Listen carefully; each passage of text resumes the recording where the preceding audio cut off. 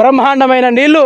అటు పరంగా చూసుకుంటే గోదావరి పరవళ్ళు ఎత్తుకుంటూ పరిగెత్తుకుంటూ మేడిగడ్డ దగ్గరకు వచ్చి నన్ను ఆపవయ్యా ఓ కాంగ్రెస్ ఓడా అంటే నా వల్ల కాదని చేతులు ఎత్తెత్తి చూడడానికి బ్రహ్మాండమైన నీళ్లు. మన నీళ్ళు ఇది, మనం కొట్లాడి తెచ్చుకున్న నీళ్లను ఈరోజు ఇట్లా బ్యారేజ్ కట్టుకొని నీళ్ళు ఆపుకొని మన పొలాలకు తిప్పుకోవడానికి మనం నానా రకాల ప్రయత్నాలు. అటు పైన పోతేనేమో అన్నారం బ్యారేజీ, ఇటు మధ్యలోకి వస్తేనేమో కాళేశ్వరం బ్యారేజీ, ఈడికి వస్తేనేమో మేడిగడ్డ బ్యారేజీ. ఒకటి ఆగకుంటే ఇంకొకటి, ఒకటి ఆగకుంటే ఇంకోటి, ఇలా ఆగుకుంటూ మొత్తం రాష్ట్రాల కొస్స వరకు అటు పోతేనేమో ఆదిలాబాదు, కింద పోతేనేమో నల్గొండ అని చుట్టుపరంగా చూసుకుంటే నీళ్లు బ్రహ్మాండంగా అందడానికి ఇంత పెద్ద పెద్ద బ్యారేజీలు కట్టిళ్ళు. 80,000 కోట్ల అయ్యిందా? మొత్తం కేసీఆర్ తిన్నాడా? అది చేసిండా, ఇది చేసిండా?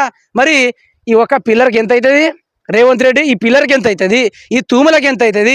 ఆ లైట్లకి ఎంత అవుతుంది? నువ్వు పదే కార్లు వేసుకొని హెలికాప్టర్లు వేసుకొని వచ్చినవే, మరి ఎవడబ్బా సొమ్మని కులుక్కుంటా తిరుగుతున్నావు రేవంత్ రెడ్డి?